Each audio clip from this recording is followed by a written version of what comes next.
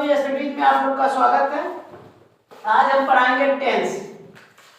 Tense पढ़ेंगे। और tense होता क्या है? तो टेंस को हिंदी में हम क्या करते हैं? काल करते हैं। काल का मतलब क्या है? तो समय। और जो समय है, इस समय को हम तीन भाग में बांटते हैं। मान लीजिए काल जो है इसको हम तीन भाग में बांटे। जैसे एक आदमी है, इस आदमी का नाम है टेंस है, इसके तीन लड़के हैं, उस तीन लड़कों का नाम है अलग अलग है। आपको पहले का नाम रखा गया है प्रेजेंट, दूसरे का नाम रखा गया है पास्ट, तीसरे का नाम रखा गया है फ्यूचर। अब बात आती है कि इन तीनों को कैसे जाना जाएगा कि ये किसके लड़के हैं। तो इनके पापा का जो नाम है सरनेम दे दिया जाता है। एक का नाम प्रेजेंट, तो मिला देंगे तो प्रेजेंट टेंस। अब ये कंफर्म हो गया, पापा का भी नाम, इसका भी, लड़के का भी नाम, दोनों नाम हो गया प्रेजेंट टेंस। दूसरे का नाम पास्ट, अब मिला दिया टेंस, पास्ट टेंस। तीसरे का नाम फ्यूचर, अब फ्यूचर से मिला दिया टेंस, तो फ्यूचर टेंस। हो गए टेंस कितने? तीन। तो इनके बाद किया जाए तो सबसे पहले कभी भी टेंस को पढ़ना है तो टेंस अलग अलग पढ़ेंगे। तीन, तीन के चार, फिर चार के फिर चार, पूरे टोटल 48 हो जाएंगे। तो उतने कैसे पढ़ा जाए? तो 60 भाषा में पहले होते हैं कोई भी चीज उसकी पहचान पढ़िए। पहला नियम, जब पहचान हो गई टेंस की, जब पहचान हो जाएगी तो उसके जस्ट बाद आपको पढ़ना है सहायक क्रिया। सहायक क्रिया, सारे टेंसों की सहायक क्रिया जिसे हेल्पिंग वर्ब बोलते हैं वो याद होना चाहिए। तीसरा जो नंबर आता है रूल। कोई भी टेंस है वो एक नियम के हिसाब से चलता है, उस नियम पे हमें इस पे कार्य करना है, नियम हो जाएगा। फिर चौथा जो आता है एक्सरसाइज, जो भी है उसे एग्जाम्पल की तरह करेंगे, पूरा टेंसेस खत्म हो जाएगा। तो आज हम लेके चलेंगे पहचान और सहायक क्रिया, ये दो लेके चला जाएगा। फिर बाद में जो बचेगा तो रूल पे आते हैं और लास्ट में एक्सरसाइज।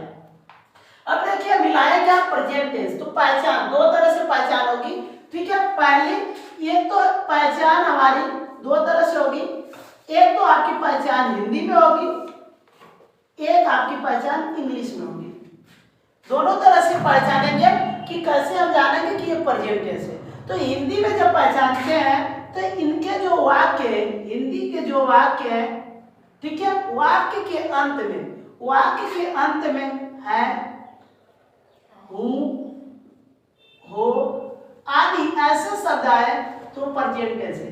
जैसे मैं बोलूं मैं एक अध्यापक हूं, तो अध्यापक हूं, तो हूं से क्या हो गया? प्रेजेंट। आपको बोलूं कि आप एक विद्यार्थी हो, तो हो से क्या हो गया? Present tense. तो इंग्लिश में कैसे पहचानेंगे? इसके हेल्पिंग वर्ब से पहचानेंगे। हेल्पिंग वर्ब क्या है? Is, am, are. अगर यही चीज मैंने बोला आई एम ए टीचर, मैं एक अध्यापक हूं, आई एम ए टीचर। देखिए अगर मैंने बोला मैं एक अध्यापक हूं, तो हूं से क्या हो गया? Present tense. और हूं से प्रेजेंट टेंस, इसकी helping verb is, am, are.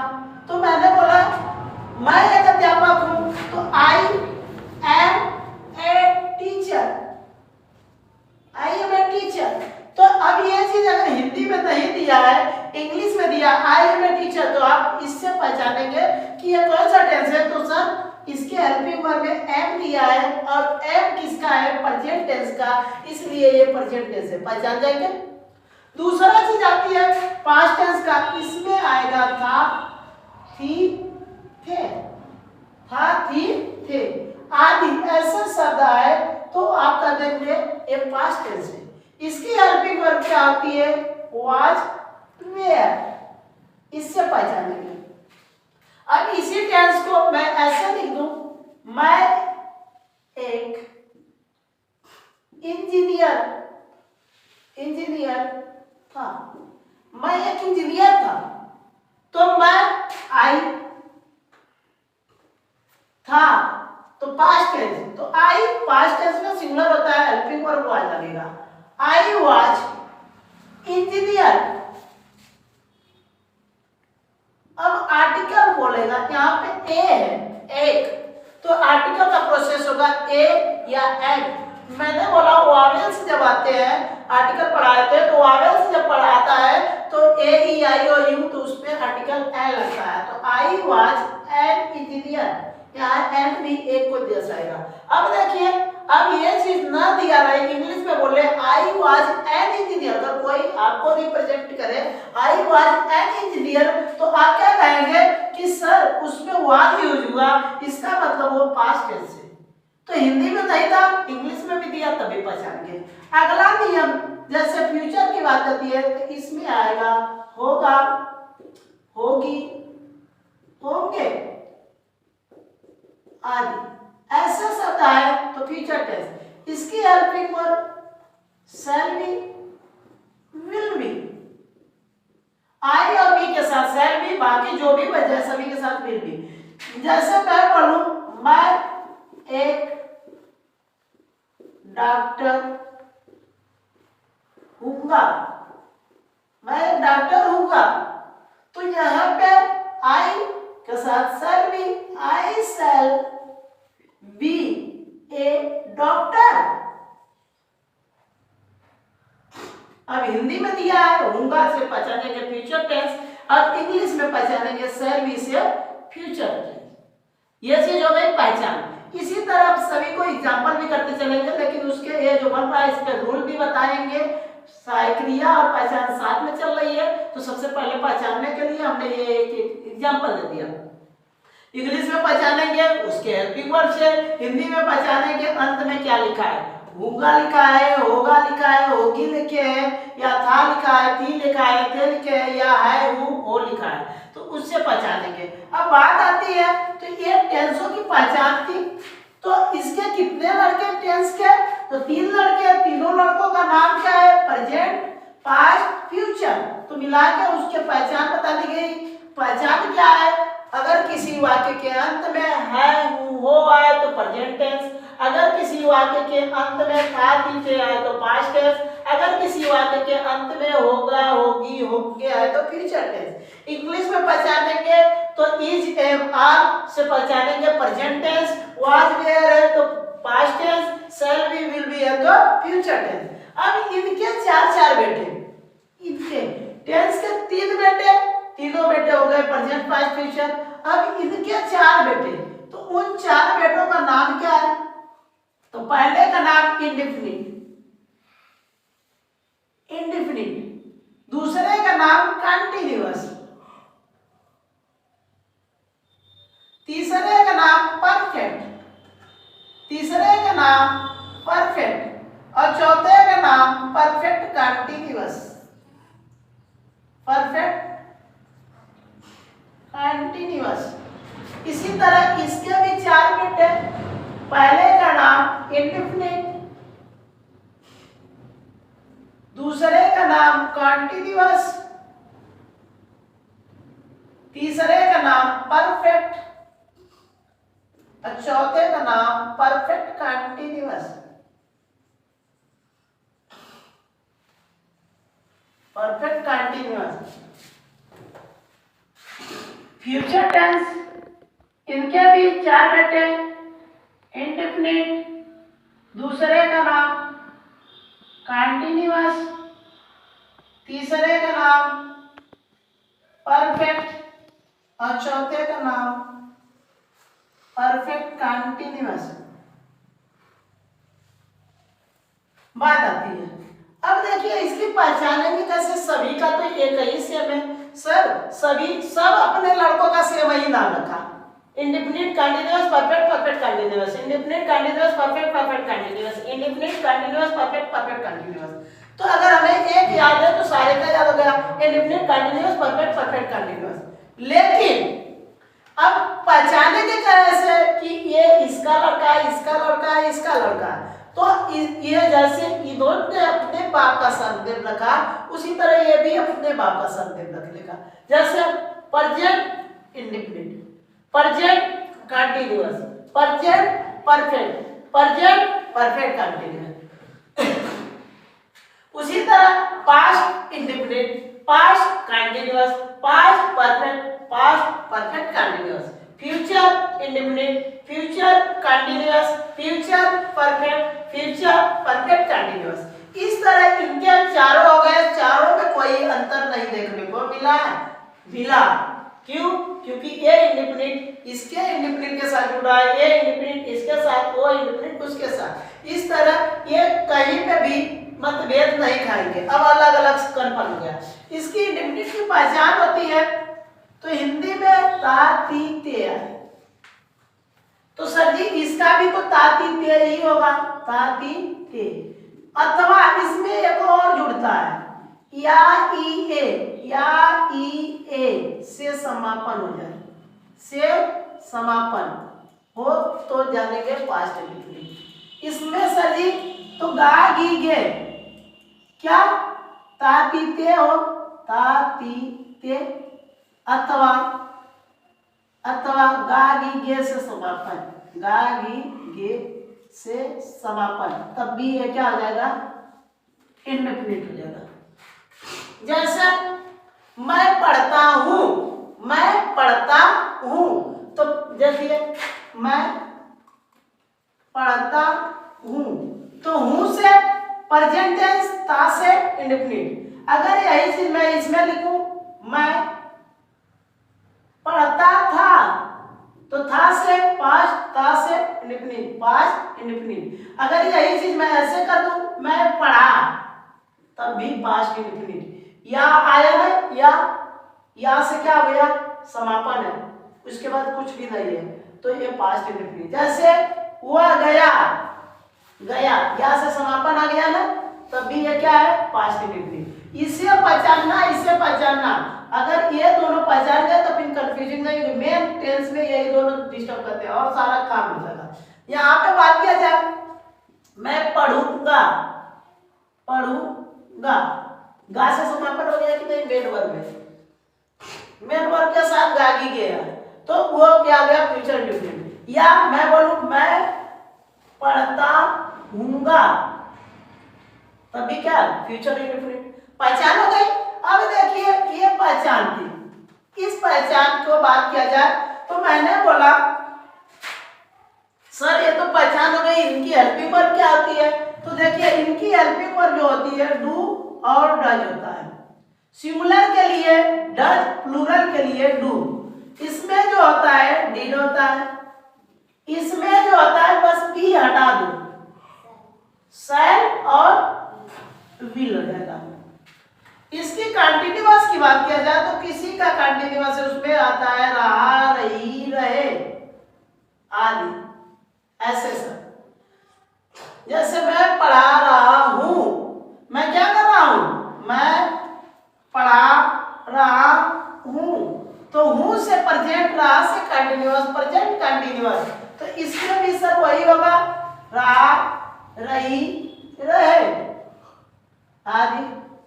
तो ये क्या हो जाएगा सर, मैं पढ़ा रहा था, तो रहा से कंटीन्यूअस, था से पास्ट, तो इसमें सर वही होगा, रहा, रही, रहे आदि। तो इसमें क्या होगा, मैं पढ़ा रहा हूंगा, अभी पढ़ा नहीं था, मैं पढ़ाया नहीं, अभी पढ़ा रहा हूंगा, सोच रहा है, कल्पना किया जा रहा है। तो यहाँ पे रहा से कंटीन्यूअस, हूंगा से फ्यूचर, फ्यूचर कंटीन्यूअस। तो सर ये तो हिंदी में हो गई। इंग्लिश में पहचानने का नियम सबसे सिंपल तरीका, अगर आपको टेंस का हेल्पिंग वर्ब याद हो गया, प्रेजेंट का इज एवर, पास्ट का वाज वेयर, फ्यूचर का शैल बी, विल बी, वही उसके कंटीन्यूअस का, बस खत्म। तो इस जगह यहाँ लिख लेंगे सर, तब इसका इज एमआर होगा, हाँ। इसका देखेंगे तो सर इसका तब वाज वेयर होगा, हाँ भाई वाज वेयर होगा। सर इसका जब ये है तो इसका भी शैल भी, विल भी होगा, हाँ जी शैल भी, विल भी होगा। ये इसके कंटीन्यूअस का याद करने का तरीका, बस इंडेफिनिट याद करना है, डू डज, इसके इंडेफिनिट डिड, इसका याद करना है तो बी हटा दीजिए, शैल भी, विल भी, और इसका टेंस का याद हो गया वही उसके कंटीन्यूअस का, टेंस का याद हो गया वही उसके कंटीन्यूअस का, टेंस का याद हो गया वही उसके कंटीन्यूअस का। अगला था परफेक्ट का, तो परफेक्ट में चुका, चुकी, चुके, चाहे ये है चाहे अथवा। अब देखिए कंफ्यूजिंग वाला जो उसमें आया था, या ई ए आदि शब्द है, आदि है तो ये इसका परफेक्ट का होगा।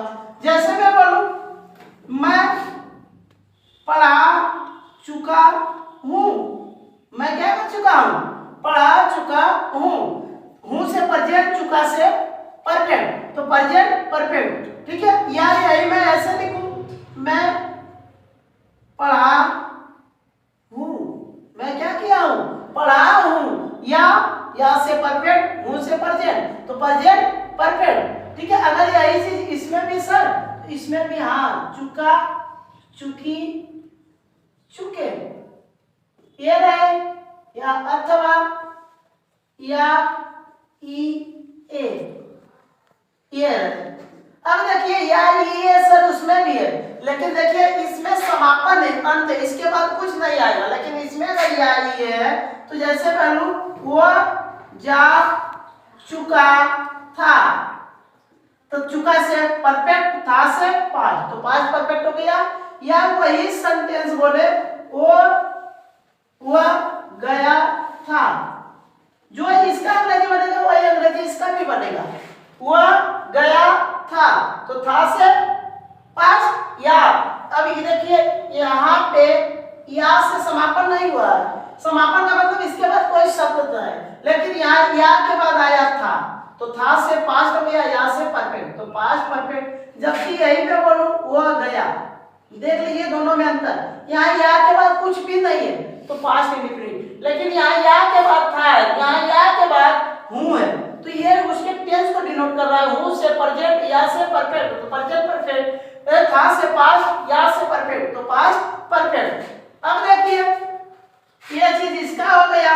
अगर इसमें देखा जाए तो सर इसका भी वही होगा, हाँ जी वही होगा, चुका चुकी चुके, चाहे ये रहे चाहे अथवा या ई ए आए, ये शब्द आए, तब आपका फ्यूचर परफेक्ट। इसकी हेल्पिंग वर्ब सर, इसमें देखिए हेल्पिंग वर्ब होगा शैल, हैव, विल है। इसका याद करना होता है, ठीक है। इसका हेल्पिंग वर्ब तो इसमें हैड, इसका हेल्पिंग वर्ब हैज, हैव। इसमें तो सर कंटीन्यूअस है तब तो रहा रही रहेगा, हाँ जी रहा रही रहे। इनके साथ क्या दिया रहेगा, साथ समय दिया रहेगा। अब देखिए अंतर हो गया, इसमें भी रहा रही रहे, लेकिन इसमें समय नहीं दिया, इसमें समय दिया है। जैसे मैं बोलूं मैं 2 दिन से पढ़ा रहा हूं, या मैं 2 साल से पढ़ा रहा हूं, तो 2 साल क्या है, समय। अब रहा से कंटीन्यूअस, हूं से प्रेजेंट, तो प्रेजेंट परफेक्ट कंटीन्यूअस। तो इसकी हेल्पिंग वर्ब जो है जाएगा उसी में बस बीन जोड़ दीजिए, तो हैज बीन हो जाएगा और है बीन। जो परफेक्ट का है वही रहेगा, परफेक्ट का देखो हैज है कि नहीं, हैज है, लेकिन उसमें खाली क्या जोड़ देंगे, बीन जोड़ देंगे, तो परफेक्ट कंटीन्यूअस हेल्पिंग वर्ब। इसमें देखिए हैड है तो सर इसकी हेल्पिंग वर्ब तो हैड बीन हो जाएगी, हाँ हैड है ही है, बीन जोड़ दिया तो परफेक्ट कंटीन्यूअस। अब देखिए वही रहा रही रहे के साथ समय दिया, इसमें भी हाँ क्योंकि परफेक्ट है ना, परफेक्ट कंटीन्यूअस है, तो रहा रही रहे के साथ क्या दिया और समय। तो सर जी इसमें भी वही होगा, रहा रही रहे के साथ क्या दिया हो, समय दिया। तो ये इसके परफेक्ट कंटीन्यूअस। सर इसका भी तो वही होगा तब, हाँ जी वही होगा, शैल है भाई है, उसमें क्या जोड़ देंगे, बीन, फिर विल है बीन। देखिए याद करने का बहुत सिंपल तरीका मैं बता रहा हूं, परफेक्ट का याद कीजिए, है उसमें बिल लगा देंगे, परफेक्ट कंटीन्यूअस। परफेक्ट का याद कीजिए, शैल है, विल है, उस शैल है, विल है लिखे ही है, बस बिल लगा दिया, परफेक्ट कंटीन्यूअस। परफेक्ट का याद किया, हैज है, उसमें बिल लगा दिया, परफेक्ट कंटीन्यूअस। एक बार फिर से जो टेंस का है वो उसके कंटीन्यूअस का, प्रेजेंट का इज जमा तो वही उसके कंटीन्यूअस का इज जमा, पास्ट का वाज में तो वही उसके कंटीन्यूअस का वाज में, फ्यूचर का शैल बी विल बी तो वही उसके कंटीन्यूअस का शैल बी। ये याद किया, दो काम हो गया। दूसरा चीज इसमें से बी हटा दिया, शैल विल केवल हो गया, तो ये क्या हो गया उसके इंडिफिनिट। परफेक्ट का याद किया, शैल है विल है, वही उठा के रख दिया, बस विल लगा दिया, परफेक्ट कंटीन्यूअस बन गया। इंडिफिनिट का केवल याद करना है डिड, इसमें देखेंगे परफेक्ट का हैड, उसमें विल लगा दिया, परफेक्ट कंटीन्यूअस। इंडिफिनिट का याद करना है डूड है, वही यहाँ पे परफेक्ट का याद कीजिए हैज है, वही उसके हैज बीन हो गया। ठीक है, तो ये चीज आपके हेल्पिंग वर्ब अभी 5 मिनट में ही याद हो गए। पहचान भी हो गई, हेल्पिंग वर्ब हमारे दो चीज हो गए, पहचान और हेल्पिंग वर्ब। वो कैसा, तो पहला सिंपल सेंटेंस, सेंटेंस कितने हैं? चार। इसके नाम कितने हैं? तो सिंपल बोला जाए, सिंपल बोला जाए, या इसको पॉजिटिव बोला जाए, साधारण वाक्य। ठीक है, साधारण और सेंटेंस जुड़ जाएगा तो वाक्य, सेंटेंस को वाक्य बोलते हैं। क्या बोलते हैं? वाक्य हिंदी में। सिंपल साधारण वाक्य, पॉजिटिव मतलब भी साधारण वाक्य, या इसको अफर्मेटिव बोल दिया जाए, अफर्मेटिव। ठीक है, ये तीनों नाम एक ही है, चाहे सिंपल सेंटेंस बोले, चाहे पॉजिटिव सेंटेंस बोले, चाहे अफर्मेटिव सेंटेंस बोले, या हिंदी में इनको अगला नाम दे दिया जाए हिंदी में तो साधारण, साधारण, अब सेंटेंस जुड़ जाएगा तो वाक्य। अब इनका रूल कैसे लिखा जाएगा? जो रूल होगा, रूल कैसे है, तो सबसे पहले हम सब्जेक्ट लिखते हैं। क्या लिखते हैं? सब्जेक्ट। सब्जेक्ट के बाद आपका आता है हेल्पिंग वर्ब, हेल्पिंग वर्ब। एक क्रम से चलेंगे, सबसे पहले सब्जेक्ट लिखिए, मतलब सबसे पहले सब्जेक्ट, फिर हेल्पिंग वर्ब, फिर आपका जो टेंस का हेल्पिंग वर्ब है, वो जो टेंस का, उस टेंस का हेल्पिंग वर्ब लिखेंगे। फिर बाद में आप लिखेंगे क्या? Main verb. मेन वर्ब का जो फॉर्म है वो फॉर्म लिखेंगे, चाहे फर्स्ट सेकेंड थर्ड फॉर्म सुने हैं जिसे मुख्य क्रिया कहते हैं। ठीक है, फिर आएगा ऑब्जेक्ट। ठीक है, ऑब्जेक्ट, फिर आपका लिखेंगे अदर वर्ब। ठीक है, यहाँ मेन वर्ब का फॉर्म। अब बात किया जाए हिंदी में इसे क्या बोलते हैं? कर्ता। सबसे पहले कर्ता, फिर कर्ता के बाद सहायक क्रिया, सहायक क्रिया, सहायक क्रिया जो टेंस का हुआ सहायक क्रिया, फिर हिंदी में मुख्य क्रिया, मेन वर्ब को क्या बोलते हैं? मुख्य क्रिया। जो फॉर्म है वो फॉर्म लिख देंगे, ऑब्जेक्ट को कर्म बोलते हैं, फिर क्या? अन्य, अन्य के बाद लगा देंगे फुल स्टॉप। ये पहला नियम आपका बनके तैयार हो गया। किसका बना? तो सिंपल सेंटेंस का बना, सिंपल सेंटेंस का, कोई भी सेंटेंस है, ठीक है, किसी भी टेंस का है, उसमें देखेंगे कि आपका सब्जेक्ट किसी में हेल्पिंग वर्ब नहीं है तो हेल्पिंग वर्ब छोड़ के मेन वर्ब चले जाएंगे। ठीक है, अगर किसी में मेन वर्ब नहीं है तो हेल्पिंग वर्ब, फिर बाद में ऑब्जेक्ट, फिर अदर। ठीक है, दूसरा आता है, दूसरे सेंटेंस की बात किया जाए तो निगेटिव होता है, इसको नकारात्मक बोलते हैं। क्या बोलते हैं? नकारात्मक, नकारात्मक, और सेंटेंस जुड़ जाएगा तो वाक्य हो जाता है। इसमें जो रूल बनेगा, इसमें रूल बनता है सब्जेक्ट, अब मैं शॉर्ट में लिखूंगा, सब्जेक्ट हेल्पिंग वर्ब, जो टेंस का हेल्पिंग वर्ब, अगर दो भाग में हेल्पिंग वर्ब बचा है दिख रहा है तो उसके बीच में नॉट चला जाएगा। ठीक है, अगर नहीं है तो फिर हेल्पिंग वर्ब के बाद नॉट, फिर आपका आएगा मेन वर्ब, मेन वर्ब का जो फॉर्म है वो फॉर्म, फिर आपका ऑब्जेक्ट, फिर आपका अदर वर्ब। अब फुल स्टॉप कर देंगे, ये आपका बन जाएगा नकारात्मक का। अगला तीसरा जो आता है इंट्रोगेटिव सेंटेंस, इंट्रोगेटिव सेंटेंस जोड़ देंगे, और इंट्रोगेटिव का होता है प्रश्नवाचक, प्रश्नवाचक। अब इंट्रोगेटिव में प्रश्न पूछे जाएंगे, इसमें दो तरह से प्रश्न पूछा जाता है। एक पहला, जब, क्या, क्यों, कब, कैसे, कहाँ, कितने, या क्वेश्चन वर्ड जो है वाक्य से पहले हो, कहाँ हो, वाक्य से पहले, वाक्य से पहले, पहले हो तो तब क्या करेंगे? जब पहले हो तो सबसे पहले हेल्पिंग वर्ब लिखेंगे। क्या लिखेंगे? हेल्पिंग वर्ब, जो टेंस का हेल्पिंग वर्ब है वो टेंस का हेल्पिंग वर्ब, फिर इसके बाद आप लिखेंगे सब्जेक्ट, फिर आपके इसके बाद लिखेंगे मेन वर्ब, मेन वर्ब का जो फॉर्म है वो फॉर्म लिखेंगे, फिर आप ऑब्जेक्ट लिखेंगे, फिर अदर और फिर क्वेश्चन मार्क लिख दीजिए। ये आपका जब WH टाइप वाक्य से क्या हो पहले।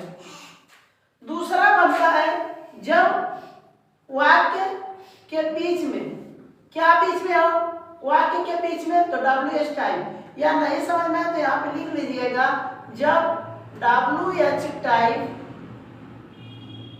वाक्य के बीच में हो, बीच में हो, तब क्या करेंगे, सबसे पहले WH टाइप की अंग्रेजी लिखेंगे, WH टाइप, फिर हेल्पिंग वर्ब जो रहेगा सभी इसी को लगा देंगे, हेल्पिंग वर्ब, फिर आपका सब्जेक्ट, फिर आपका मेन वर्ब, फिर आपका ऑब्जेक्ट, फिर आपका अदर और फिर क्वेश्चन वर्ब। ये आपका बन जाएगा दूसरा सेंटेंस। ये इंट्रोगेटिव खत्म। ये देखिए, पहला सिंपल, दूसरा निगेटिव, तीसरा इंट्रोगेटिव, चौथा जो होगा इंट्रोगेटिव निगेटिव जिसको बोलते हैं, इंट्रोगेटिव निगेटिव, इंट्रोगेटिव निगेटिव और सेंटेंस जोड़ देंगे तो आप इसे बोला जाता है प्रश्नवाचक, प्रश्नवाचक नकारात्मक, नकारात्मक, नकारात्मक, नकारात्मक और सेंटेंस जुड़ जाएगा तो वाक्य। इसमें क्या होगा, इसमें भी वही दो तरह से, जब हम लिखेंगे नहीं WH टाइप पहले हो तो सबसे पहले हेल्पिंग वर्ब, हेल्पिंग वर्ब उस टेंस का हेल्पिंग वर्ब दो भाग में बटा, तो सब्जेक्ट इसके बीच में, अन्यथा सब्जेक्ट, फिर आएगा मेन वर्ब जो फॉर्म है वो फॉर्म लिखेंगे, फिर ऑब्जेक्ट, फिर आपका अदर, फिर आपका क्वेश्चन वर्ब। लेकिन देखिए, ये helping verb, subject, main verb, object, other, यही शब्द है ना, मैं क्यों लिखा helping verb, subject, main verb, object, other, तो ये प्रश्नवाचक हो गया कि नहीं। इसमें जोड़ना कौन है, नकारात्मक निगेटिव, तो नॉट का यूज करेंगे, तो नॉट कहाँ यूज होगा, सब्जेक्ट के बाद। कहाँ नॉट यूज होगा, तो बस यहाँ पे नॉट यूज हो जाएगा सब्जेक्ट के बाद, ठीक है। हेल्पिंग वर्ब, ठीक है, यहाँ पे 60 इधर थोड़ा सा स्पेस बढ़ा देते हैं, जगह नहीं है तो यहाँ पे बढ़ा देंगे। हेल्पिंग वर्ब के बाद सब्जेक्ट और सब्जेक्ट के बाद क्या आ जाएगा, नॉट, और नॉट के बाद आपका देखिए सेम वही है, तो helping verb, subject, main verb, object, other, तो सब्जेक्ट के बाद अगर नॉट लगा देंगे तो ये हमारा इंट्रोगेटिव निगेटिव बन जाएगा। दूसरा जो बनेगा, बस WH टाइप पहले आ जाएगा जब वाक्य के बीच में हो, हेल्पिंग वर्ब सब वही रहेगा, देखिए सारा यहीं से सटा देंगे, हेल्पिंग वर्ब के WH टाइप के बाद सब्जेक्ट, फिर आपका नॉट, फिर आपका मेन वर्ब जो टेंस का मेन वर्ब है, फिर आपका ऑब्जेक्ट, फिर आपका अदर और फिर आपका क्वेश्चन। ये दो आपके नियम बन जाएंगे इंट्रोगेटिव निगेटिव का, ये आपका नियम बन जाएगा, ठीक है। तो इस तरह आप क्या करेंगे, देखिए हमारा तीनों खत्म हो गया, पहचान खत्म हो गई, हेल्पिंग वर्ब खत्म हो गई, रूल भी खत्म हो गया, अब नियम। अब लास्ट बचेगा एक्सरसाइज। इसके बाद खाली एग्जांपल करते चलेंगे और नियम, ये इसी नियम पे जिसका हेल्पिंग वर्ब है जो टेंस बोल रहा है, इसी नियम पे हम नियम बनाते और हल करते चले जाएंगे, ठीक है। तो यहाँ तक कहीं डाउट है तो पूछ सकते हैं आप लोग, कहीं डाउट है क्या डाउट, ठीक है। तो इसको क्या करना, पहचान और हेल्पिंग वर्ब और ये रूल बढ़िया से तैयार कर लीजिएगा, फिर अगले नेक्स्ट जो होगा हम एक्सरसाइज करेंगे और उसके क्या करेंगे, आपको क्वेश्चन और बनाते चले जाएंगे और नियम बनाते, इसी नियम का यूज होगा। अगर ये नियम सबको याद है तो वो नियम बना